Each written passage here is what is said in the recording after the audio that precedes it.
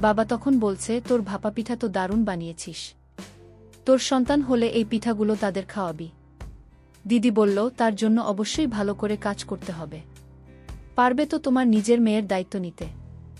বাবা তখন বলল, নিজের মেয়ের দায়িত্ব নেওয়া?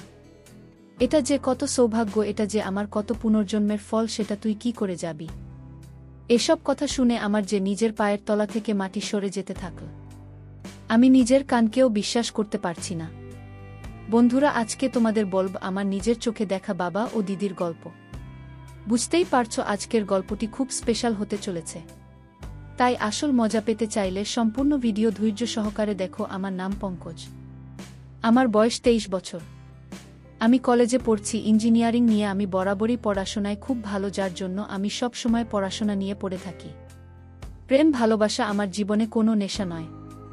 আমি সব সময় ভালো কেরিয়ার করার জন্য পড়াশোনা নিয়ে পড়ে থাকি। এটাই আমার লাইফস্টাইল। আমাদের ফ্যামিলি যে জন মেম্বার, আমরা বসবাস করি মোট 3 জন। আমি পঙ্কজ হালদার, বাবা তাপস হালদার। বর্তমানে বয়স 53। আমার বড় দিদি, বর্তমানে তার বয়স 26। নাম দীপা হালদার। এবার আমার দিদির একটু বর্ণনা। দিদি তোমাদেরকে।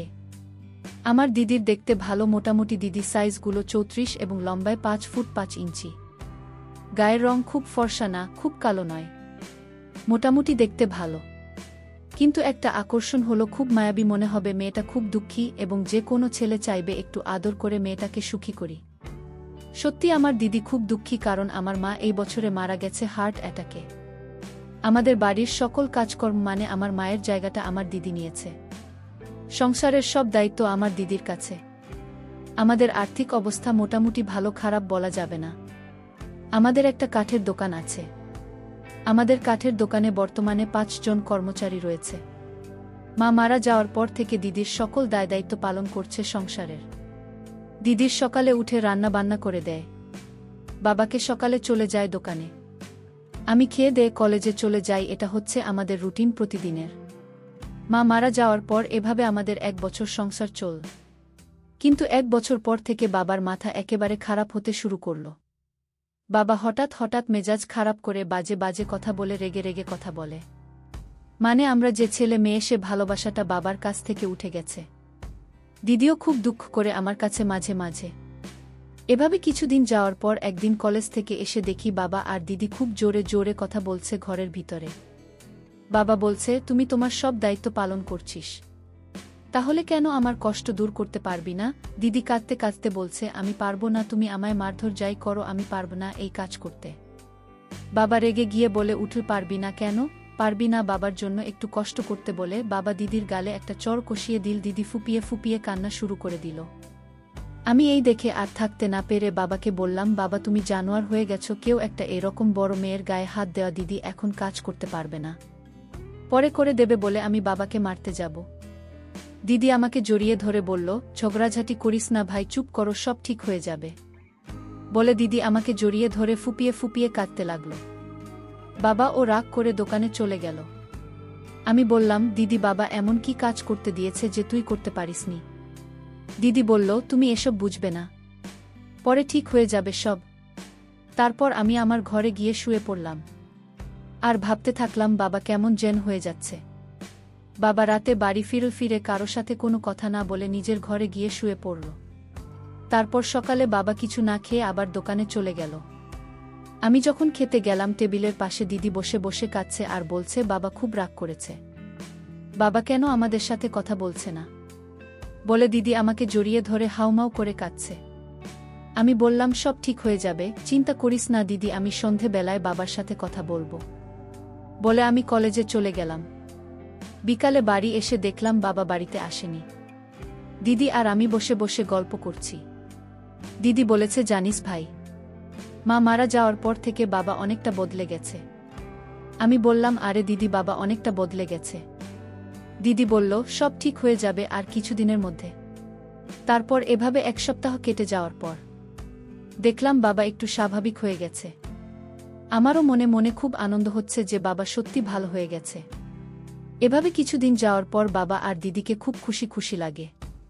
কোনো ঝগড়াঝাটি নেই, কোনো সমস্যা নেই। নিজেরাই খুব খুশিমনে কাজকর্ম করে বাবাও সকাল সকাল দোকানে চলে যায়। আবার খুব তাড়াতাড়ি দোকান থেকে চলে আসে। একদিন আমি কলেজে গিয়ে দেখি আমার কলেজের আইডি কার্ডটা নিয়ে আসা হয়নি, যার ফলে আমার তাড়াতাড়ি কলেজ থেকে বাড়িতে ফিরে আসলাম। আইডি কার্ডটা নিতে এসে শুনতে পেলাম বাবা আর দিদির কথা। তখন আমি আমাদের মেন গেটের সামনে এসে দাঁড়ালাম, আর শুনতে পেলাম বাবা বলছে, আর কতক্ষণ লাগবে দীপা? আমার মাথা গরম হয়ে যাচ্ছে। এই শুনে দিদি বলল, সব সময় এত ব্যস্ত কিসের? বাবা বলল, আমি যাব, আমি গেলে মজা দেখাব। এই শুনে তো আমি খুব ভয় পেয়ে গেলাম। আমি ভাবলাম এই বুঝি বাবা এবার দিদির গায়ে হাত তুলবে। আমি সঙ্গে সঙ্গে দিদির ঘরের দিকে যেতে থাকলাম। গিয়ে শুনতে পেলাম দিদি বলছে, তুমি কিন্তু খুব বাজে হয়ে গেছ। বাবা বলছে, বাজে কথা হয়েছে, দেখাও দেখবি তোর।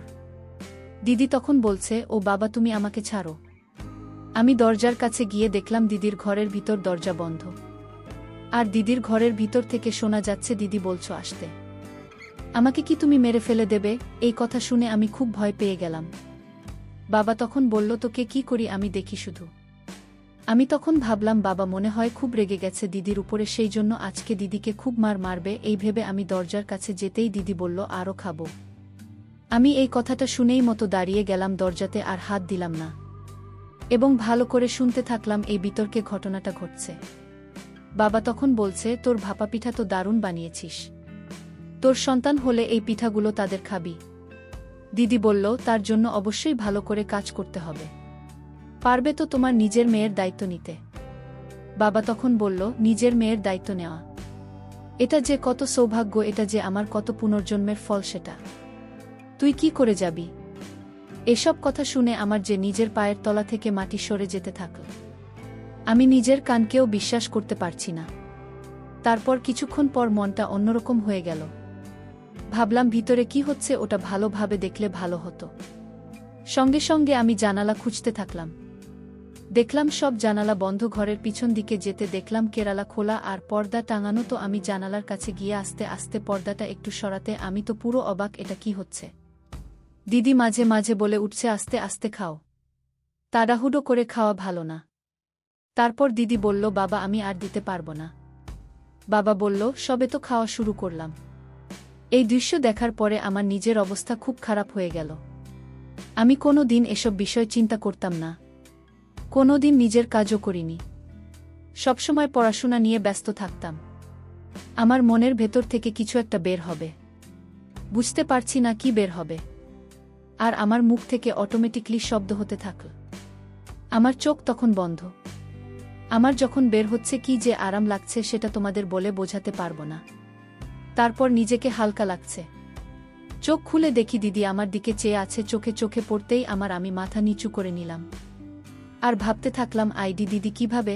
এইসব ভাবতে ভাবতে আবার মাথা তুলে দেখি কাজ আরও বাড়িয়ে দিল।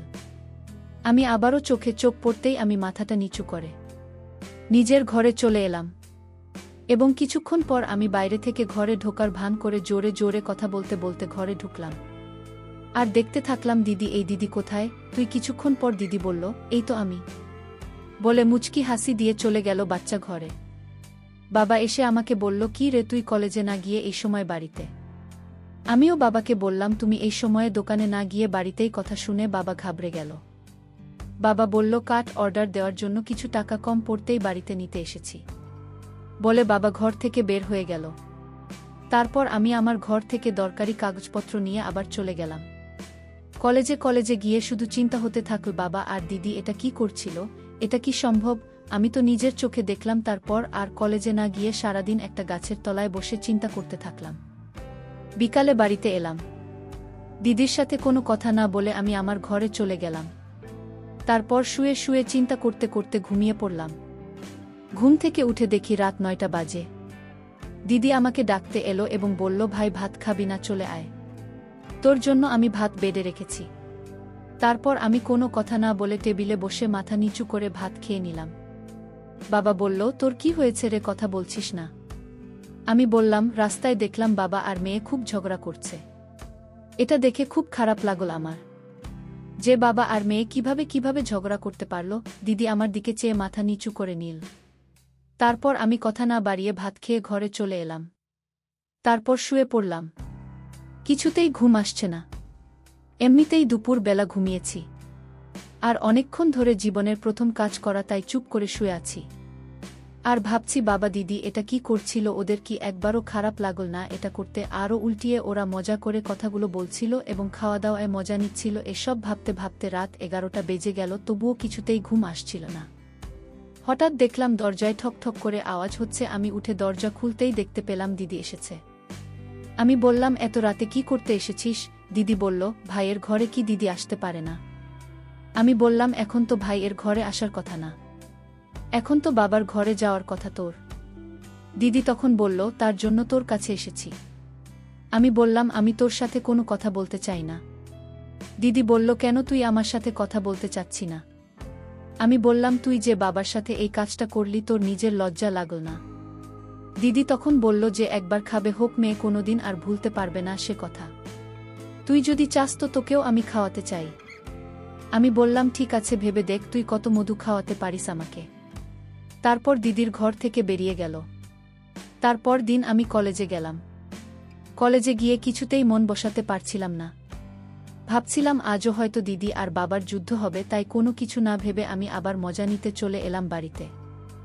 এসে দেখি বাড়িতে দিদি নেই, তালা মারা। মনটা ভেঙে গেল। আমি আবার কলেজের উদ্দেশ্যে যে বাড়ি থেকে বের হয়েছি, আবার দেখা হলো। দিদি বললাম, কি ব্যাপার, কলেজে যাসনি, এই সময় তুই বাড়িতে এসেছিস? আমি বললাম, না, ওই কলেজের কার্ডটা ফেলে দিয়েছিলাম, তাই নিতে এসেছি। দিদি তখন বলল, আমি একটু বাজার করতে গিয়েছিলাম, তাই দেরি হয়ে গেল। আচ্ছা ঠিক আছে, তুই কলেজের কার্ডটা নিয়ে চলে যা। আমি আবার মিছিমিছি কলেজের কার্ডটা নিয়ে কলেজে চলে এলাম। বিকালে বাড়ি আসলাম। বাড়ি এসে দিদির সাথে কোনো কথা না বলে চলে গেলাম বন্ধুদের সাথে ঘুরতে। আমার 2টা মুসলিম বন্ধু ছিল আর 2টা হিন্দু বন্ধু ছিল। 4 জনের পরিচয় হলো। জুয়েল বয়স 27, বিয়ে করেনি, এখনও কিন্তু অনেক মেয়ে দেখেছে। সেই গল্প তোমাদেরকে পরে বলবো। নাসির বয়স 22, পড়াশোনা করে আমার সাথে, মানে ভালো ছেলে। বাসুদেব 24 বছর বয়স, আমাদের গ্রামে বাড়ি। রবি বয়স 23, আমাদের গ্রামে বাড়ি। এবার 4 জনের যখন একসঙ্গে ঘুরছিলাম, তখন জুয়েল বলে উঠল, আরে পঙ্কজ, তোর দিদির ব্যাপারটা কি বলতো? আমি বললাম, কি ব্যাপার? জুয়েল বলল, তোর দিদিকে কেমন যেন দিনের পর দিন আকর্ষণীয় হয়ে উঠছে। কি ব্যাপার, কোনো ছেলে তুলের সাথে প্রেম করছে নাকি বলতো? দারুণ সুন্দরী হয়ে উঠেছে। আমি বললাম, মুখ সামলে কথা বলবো। আমার দিদির সম্পর্কে একটা বাজে কথা বলবি না। তুই আমার বন্ধু বলে আমি কিছু বললাম না, অন্য কেউ হলে সাটিয়ে একটা চড় মারতাম। তারপর আরও 3টা বন্ধু বলে উঠল, পঙ্কজ রাগ করিস না, যেটা সত্যি সেটাই ও বলেছে, কোনো ভুল কথা বলিনি, তুই রাগ করিস না। তখন জুয়েল ঠান্ডা মাথায় আমাকে বলল, দেখ পঙ্কজ, তুই আমার বন্ধু, মানে তোর দিদি আমার দিদি। আমি অনেক মেয়েকে দিয়েছি, তুই সেটা ভালো করে জানিস। সেই জন্য তোকে বললাম যে তোর দিদির দিকে তুই লক্ষ্য রাখবি। তোর দিদির দিনকে দিনে যা অবস্থা হচ্ছে, সেজন্য বললাম। আমি বললাম, কি অবস্থা হচ্ছে এমন, যেহেতু এই সব কথা বলছিস? আমার দিদি অন্য কোথাও প্রেম করছে। তখন নাসির বলল, ব্যাপারটা যদি বলি খুলে, তুই রাগ করবি না তো বল। আমি বললাম, না, রাগ করব না, বলে ব্যাপারটা কি? তখন জুয়েল নাসিরের মুখ থেকে কথা কেড়ে নিয়ে জুয়েল বলতে শুরু করল, তুই হয়তো লক্ষ্য করেছিস ভাই, তোর দিদির সঙ্গে বড় হয়ে গেছে অনেক। যে কোনো লোক তো দিদির দিকে তাকালেই বলবে কোনো ছেলে হয়তো তোর দিদিকে রোজ দেয়, আর তোর দিদির পিছনে দেখেছিস। আমি বললাম, আমার দিদি কার সাথে সব করতে পারে? আচ্ছা, আমি একটু আমার দিদিকে ফলো রেখে তাদেরকে বলবো। ঠিক আছে, আমার দিদি কোথায় প্রেম করছে না করছে না, আমি মনে মনে ভাবলাম যে আমার দিদি কোথায় দিচ্ছেন সেটা একমাত্র আমি জানি। তারপর আমি জুয়েলকে জিজ্ঞাসা করলাম, এখন কাকে দেখছিস? জুয়েল বলল, কোনো মেয়ে পাচ্ছি না রে ভাই, একটা যদি মেয়ে পেতাম তাকে দিতাম। তখন আমার সব বন্ধুরা বলল, হ্যাঁ রে ভাই, এখন মেয়ে পাও দেয়, সব সময় নিজের কাজ করতে ভাল লাগে না, বলে সবাই একটু হাই নিঃশ্বাস ফেল। তারপর আড্ডা মেরে যখন বাড়িতে ফিরলাম, দিদি আমাকে বলল, তুই কি রোজই কলেজের আইডি কার্ড রেখে যাস? আমি বললাম, এই কদিন একটু ভুলভাল হয়ে যাচ্ছে। দিদি বলল, মনটা কোথায় থাকে, প্রেম করছিস নাকি? আমি বললাম, প্রেম আমার কপালে, সেটা ভাগ্যের ব্যাপার, এ জন্মে হয়তো আর কোনোদিন প্রেম করতে পারব না, বলে আমি আমার ঘরে চলে এলাম। তারপর খাওয়া দাওয়া করে শুতে যাব। এমন সময় দিদি আমাকে বলল, আজকের কি সিনেমা দেখবি তুই? আমি বললাম, কি সিনেমা? দিদি বলল, আমার ঘরের ওপাশের জানালার পাশে কিছুক্ষণ পরে আসিস, জানালা খুলে রেখে দেব। বলে দিদি চলে গেল। তারপর আমাদের বাড়ির সব লাইট অফ হয়ে গেল। তখন রাত 11টা বাজে। আমি দিদির কথা ভেবে দিদির ঘরে পাশের জানলার কাছে গেলাম, গিয়ে দেখলাম ঘরের ভিতর অন্ধকার। কিন্তু ঘরের ভিতরে কথাবার্তা হচ্ছে সেটা বুঝতে পারলাম। বাবা বলেছে তাড়াতাড়ি আমাকে খেতে দেয়। দিদি বলল আমি অন্ধকারে খেতে দেব না, আমি লাইট জ্বালিয়ে খেতে দেব। বলেই দিদি লাইটটা জ্বালিয়ে দিল। দেখলাম বাবা পুরো সম্পূর্ণ হয়ে দাঁড়িয়ে আছে। তারপর বাবাকে খাবার দিয়ে আমার দিকে তাকিয়ে একবার বাবাকে খেতে দিল। বাবা খাবার খাওয়া শুরু করল। বাবা পাগলের মতো বলতে থাকল, খুব ভাল লাগছে, খুব ভাল লাগছে, খুব মজা হয়েছে। তারপর দিদি আমার দিকে একটু তাকাল, তাকিয়ে আস্তে আস্তে সম্পূর্ণ হয়ে দিল। দিদির সম্পূর্ণ হয়ে আমাকে ইশারা করে দেখাল। তারপর বাবাকে বলল, বাবা তোমার খাওয়া শেষ হয়েছে। আমার যে তখন কী অবস্থা বলে বোঝাতে পারছি না। বন্ধুরা তোমাদেরকে তখন আমার মনে হচ্ছে এক্ষুনি গিয়ে দিদির রান্না করা খাবার খাই। বাবা দিদির খাবার খেতে খেতে বলছে, তোর খাবার এত মজা হয় কেন রে? তোর 10টা ছেলে হলে তোর এই খাবার খেয়ে শেষ করতে পারবে না, আর আমি তো একটা বুড়ো মানুষ। বাবা তোমার দায়িত্ব মা মরা মেয়েকে সুখী করার, তোমার মেয়ের সুখে রাখার দায়িত্ব তোমার। বাবা এই সব কথাবার্তা শুনে মনে হলো দিদি আমাকে শুনিয়ে